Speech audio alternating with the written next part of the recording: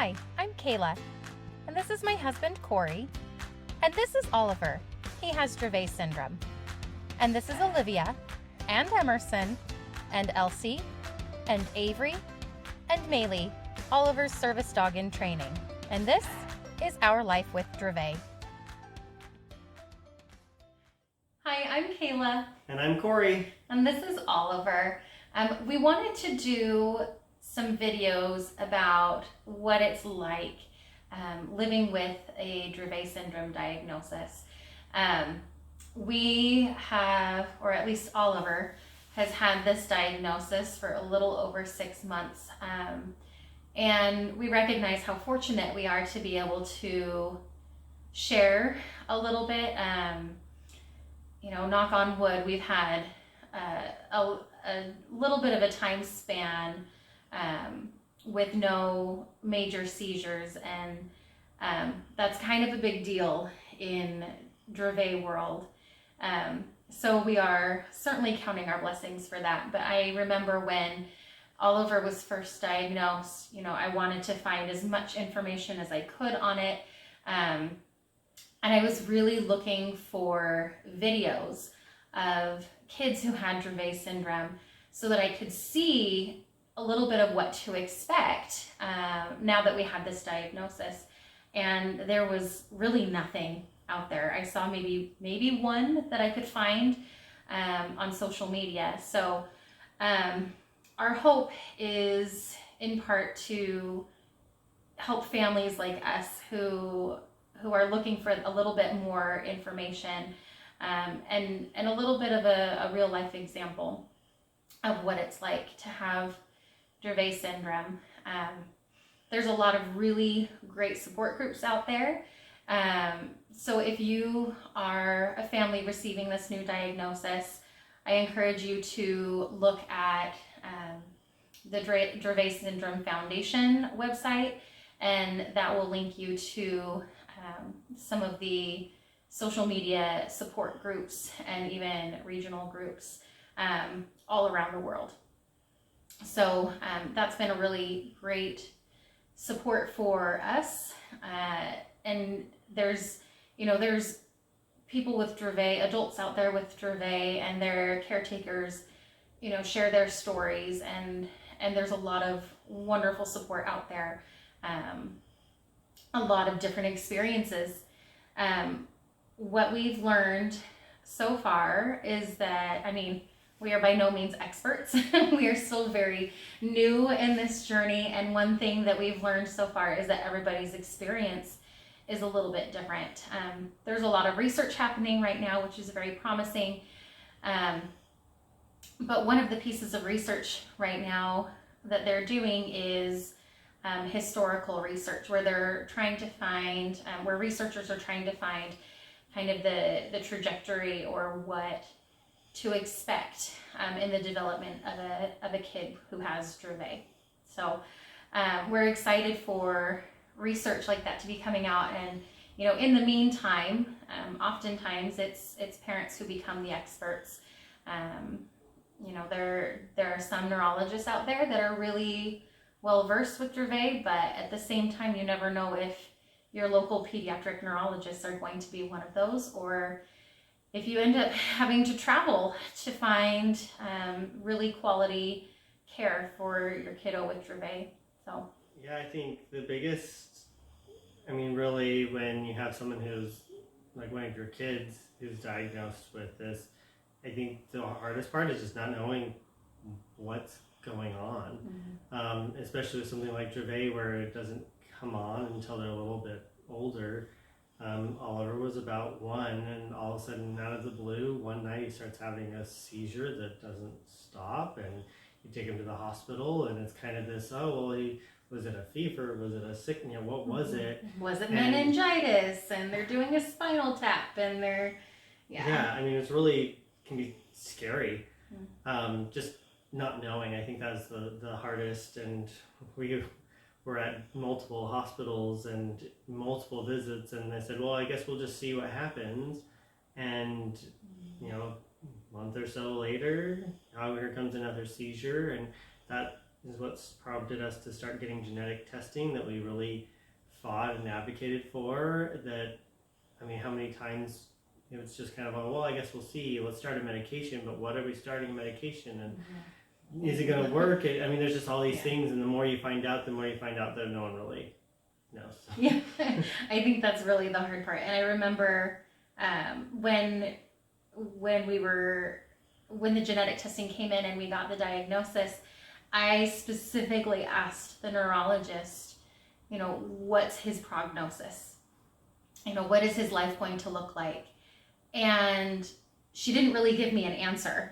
She kind of gave me a non-answer and said, essentially, we'll let him show us.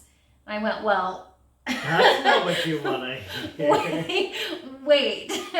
And my heart sank because I very much got the impression that we don't know at all what this looks like. And we don't even know if he's going to survive childhood. And I specifically asked, like, is he going to be able to drive a car? Like, things like that. And, we've learned quite a bit more since then. And, I guess the answer is still, we don't know what his life is going to look like. Dravet is a spectrum. Where you have kiddos who are more mild on that spectrum and you have those who are more severe. We still don't know quite where we are yet, but we are fairly confident that little Oliver here is more on the mild end, which we are incredibly grateful for. That allows us to kind of sit here and share videos and hopefully give families a little bit of hope, but also not wanting to mislead anyone saying, oh, well, this is exactly what your journey will look like, because it's different for every single person. So Oliver had his first seizure totally out of the blue. We're getting ready for bed one night, all of the kids are in our bedroom. We're starting our nighttime routine. And then all of a sudden, Oliver starts kind of pumping his left arm. And, it's when kids are growing and developing, you're kind of like, well, is this like a weird, Oliver trick that he learned? Like this new thing that he's doing? Is this him kind of just being funny, or who knows, Is this a new skill he developed, or yay, this is fun? And it was not that. So we watched him for just a few seconds, and I remember looking at Corey and going, what is this? What is he doing? And realizing that I don't think he had any control over it. So, that instinct is, I don't think this is right. Something's not right with this. And I don't even know, like, I showed the video and we'll share it as well, but I showed the video to a couple friends of mine, and they said to me, I would not have pegged that as seizure activity, like at all. His first seizure started off focal, so usually one part of the body that's being impacted. And I passed Oliver, like I grabbed him and I was holding him and watching him, and then I passed him over to Corey so that I could grab my camera and record it. And I think that was probably the best thing that I could have done in that moment, was to get video of it, because I tell you what, when you go into a hospital and are trying to describe these things to the medical personnel there, it's so much easier to having that video footage so that they can see exactly what you saw. So I pass him over to Corey. I start recording, and the kids are talking in the background and asking what's going on. I'm like, I don't know. We're not sure what's going on. And he seemed very responsive and aware at that time. So, this was a more focal aware type of seizure in the beginning. And as Corey's holding him, all of a sudden his eyes rolled back into the back of his head. he clearly no longer has awareness. And in that instant, and granted, this is like 20 seconds into the whole episode. In that instant, I looked at Corey and I'm like, something's not right. And it was terrifying. Olivia? Oliver? Hi, bud. You okay, baby? Okay, baby. Oh, I hope he didn't break his bones. He didn't break his bones. I don't know what's going on. Maybe he's trying to wiggle. Emerson? Do you think we should call the hospital? I'm gonna take him. And I scooped him up and I packed him up into the van. And fortunately, we live 3 minutes, literally 3 minutes away from a hospital, closer than an ambulance could get to us. And I drove him to the hospital. And by the time I got him out of his car seat and I was holding him and walking him to the emergency department, his seizure had generalized into a full body tonic-clonic, formerly known as a grand mal seizure, where you have all of your limbs convulsing. I walked in, I'm sure, doe in the headlights, and a nurse happened to be walking a wheelchair out, putting it away, not for anyone specific, and she looked at me and she said, "Can I help you?" And I said to her, "I think my baby is having a seizure." And immediately she walked me back into the emergency department. This was all, this all happened. They administered his first dose of rescue medication within 8 minutes of the start of the seizure. So this is all happening very, very quickly. And it's terrifying. And that first dose of rescue medication did not work. And they're sitting there, this crowd of people bombarding me with questions. I'm trying to watch him while answering their questions. And they're trying to place an IV, and he is such a hard stick. They couldn't place an IV, and they administered 2 other doses of intramuscular, so right into the muscles, rescue medication. And those still didn't work. And so we're now at this point almost 40 minutes into his first seizure, and he is completely unresponsive. And the doctor turns to me and says, "We're going to need to place a line through his bone and to do an intraosseo medication and place it, give him medication that way so it can get to his bloodstream faster." And I watched this doctor drill into my baby's leg, and it was traumatizing to say the least. But after that administration of medication, we're watching him, waiting for him to respond, and his oxygen saturation is dropping, and so he's not getting the oxygen he needs anymore. And so they're prepping to intubate him, and they have all the things. They start looking into his mouth, and at that moment his oxygen levels pop up. He starts responding, even just the slightest bit, and they didn't end up having to do that, thank goodness. But it was a very, very traumatizing experience. And he was out of it for a very long time. And we ended up being in the hospital for several days, getting an EEG, an MRI. I think they did an MRI. It was either an MRI or a CT. I can't remember which. Everything. But they did so many tests, asking me so many questions. Well, was he sick? Was it this? Was it that? No, he was perfectly healthy. As far as I knew, he was a perfectly healthy little boy. About a month later, as Corey mentioned, his second seizure happened, that one, by that time, they sent us home after that first trip. They sent us home with rescue medication. And so that second seizure that he had, we were able to administer rescue medication at home right away, but it still wasn't working. And so by the time that the ambulance came, they had to administer 2 more doses of rescue medication before he finally started coming out of it. That one only lasted about 30 minutes, I think. Mm-hmm.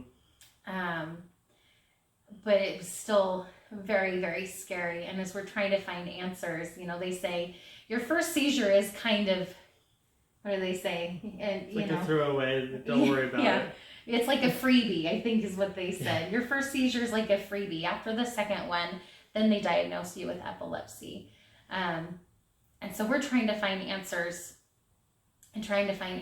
And when we finally got a follow-up visit, which took way too long in my opinion, because now he's I think the follow-up visit for the first seizure happened to be like a day or 2 after the second seizure. So the follow-up was more than a month out, and I remember talking to the neurologist via Zoom because pandemic. And she said, well, we could do these different things.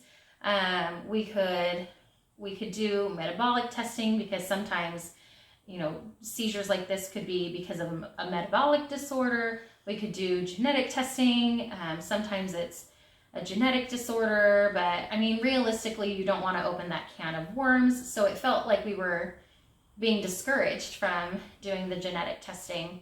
And there was one other thing. Oh, it was the medication, adding medication. And so after the second one, we ended up, I think it was after the second one, maybe it was the third one, we ended up adding medication, not knowing what this form of epilepsy was, if he truly was going to continue to have seizures. After the first 1 or 2 seizures, oftentimes people are told, oh, well, he'll probably grow out of it. And in my gut, I'm sitting here thinking, his first seizure was almost an hour long. Like, is that typical for kids to grow out of seizures that are that long? And then the second one was, again, like 30 minutes long.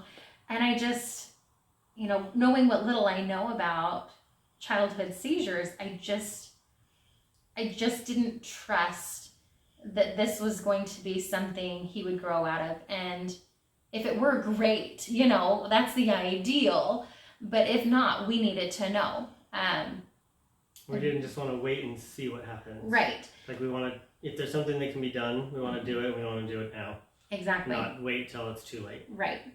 And one of the things that really made us want to do the genetic testing was the neurologist said, well, the benefit of doing it could be that it could give us some ideas of medications to avoid.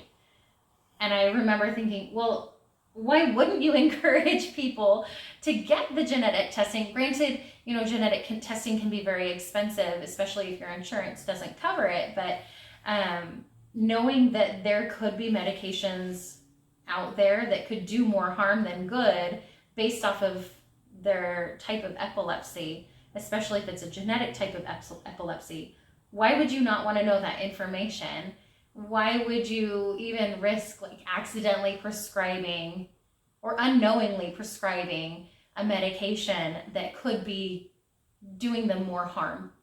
And just unknowingly, because you don't have that information. And realizing that, yes, this could open up a can of worms. This could indicate, some really terrible genes. Like, let's be real, our gene pool it's fine, but I think everybody's got things in their genetic code that maybe they wish they didn't have, I guess. But we are so grateful that we did that genetic testing, because with the genetic testing and all of the clinical indicators that he had at the time, they were able to diagnose him with Dravet syndrome around the time that he had, or just after he had turned 1. From what I understand, that kids with Dravet are getting diagnosed earlier and earlier now that genetic testing is more widely available. And that's a wonderful thing, because the sooner you can get it diagnosed, the sooner you can get the interventions and try to get the proper medication regimen. The challenge with Dravet is that your seizures can change over time. The medications that once worked at some point could no longer work. And you need to change your medication regimen over time, potentially. There's a lot of people who have to do that, and that's hard. That's a really hard thing. We are really fortunate that so far, Oliver is on 1 medication as well as the ketogenic diet. We decided to go and at least try that route. We're pretty early into it still. But it seems to be working for him for now. And so we're going to take it and we're going to go with it and enjoy and appreciate every good day that we have. Your world changes upside down, and from one thing you think, oh yeah, you have this pediatrician, and then they're wanting to see you, and his neurologist, and then they're seeing him, and then to check out his heart, then we started as a cardiologist, and then because of posture and he wasn't walking and developmental stuff, then we started with PT and OT and now speech and swallowing. We're not doing PT yet, but we do have OT. But that, and you just start listing off the numbers and appointments, and it's really quick to kind of get bogged down in office visits and appointments, and it can get really overwhelming really fast. And I don't think it's hard when there's so many of such a complex diagnosis that the individual specialist that you see may not even realize, like, I'm seeing also 10 other people who also want to see me and are vying for my attention and telling me things that I should do on my own. And you're just doing the best that you can. Yeah, and that's all you can do, is just day by day, hour by hour, minute by minute, the best you can. My favorite part, I say this sarcastically, but getting this diagnosis in the middle of a pandemic when everything is shut down, and hi buddy, and clinics and hospitals are only allowing 1 caregiver in at a time, and no siblings. So if you, in schools being shut down, and good luck finding childcare during a pandemic for your 4 other children. It's been an adventure so far, but fortunately we have had an incredible amount of support. Our closest family is several hours away, but we have met some really wonderful people in the area that we live, and they have been so kind and supportive. And the family that we do have relatively locally have been so wonderful to help where they can. And just, the number of people who are cheering us on and cheering on Oliver and trying to help the best they can where they can. It's been such a strength for us, and I think it's allowed us to do a lot more than we ever could have done on our own, and it's allowed him to develop in a lot of ways, because we can then do those therapies, and now things are opening up a little bit more. We can do in-person therapies, and man, that's so great. It's been so much better for him to have those in-person services, and to watch him go from a kid who is very clearly developmentally delayed to a kid who is starting to catch up. And his neurologist looks at him and says, he doesn't look like a kid with Dravet. Right. And you're like, that's a compliment. I think. Right. And the orthopedist saying, you know, those braces, he had braces on his legs for a while to help him with stability and building up his core strength so that he can walk. Oliver can walk. He's a great little walker. He's starting to run. I wish I could show that off for you right now. We'll get there. We'll get there.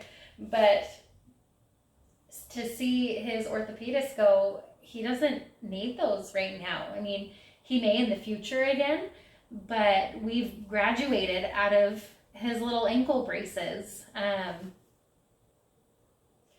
We're still doing therapies because you just don't know what tomorrow brings or what the next seizure brings, or, you know, there's just a whole world of unknown. And having his diagnosis has been helpful in getting those therapies in place. Mm-hmm. And even when typically they would normally say, well, he's not that far behind, let's just wait and see if he catches up, and then we'll do it if he gets worse. Mm-hmm. Having the diagnosis of Dravet, we've been able to say, well, this isn't going to get better. Yeah. So we've been able to really advocate for him even sooner than they would typically do it. And like, oh, okay, well in that case, then yeah, let's continue doing this. Yeah. In that case, let's do the braces. In that case, and so it really gave us the power to advocate for him. And at this point, I mean, we're seeing really good progress. Again, joys of epilepsy, you never know what's going to happen in the future, but I definitely think that in the importance of advocating, and advocating early on, and getting a good pediatrician on your side is really important. We have such an incredible pediatrician. We adore her, and she's one of those who takes parental concern very seriously and says, you know, if you have a concern, let's refer you to the specialist. Let's get it checked out. And that was well before we had the Dravet diagnosis. And I think, you know, I really appreciate that, because there's no harm in getting your kid, you know, checked out. If you have a concern about their development, there's no harm in having them evaluated, especially if it means that you can get services for them that they need. And that isn't to say that Oliver wouldn't develop and build those skills eventually. He probably would, because we would encourage it and we would fight for him and we would help him with those things as best as we can. But I'm also not an occupational therapist. I'm not an expert. I'm not a speech pathologist. I'm not, my specialty is not the things that he needs. So there's only so much I can really do, and we're doing everything we can on our own. But he really did need those specialists to get him to where he is now. And he is thankfully just rocking it. Very sleepy right now, but totally rocking it. So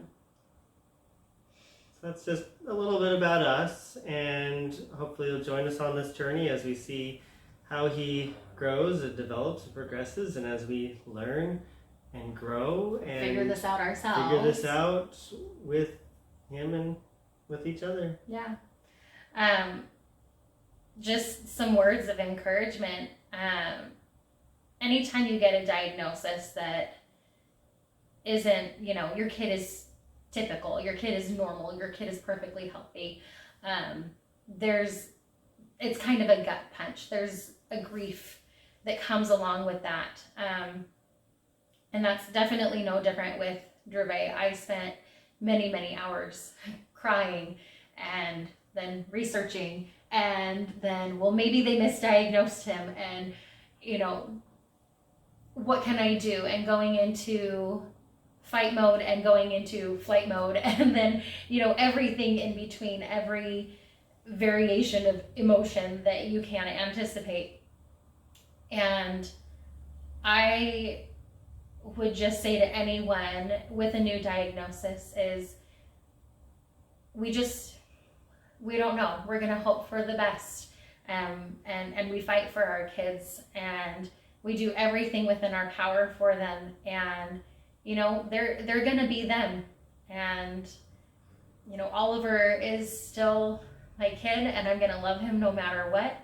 And Dravet doesn't change that in the least bit.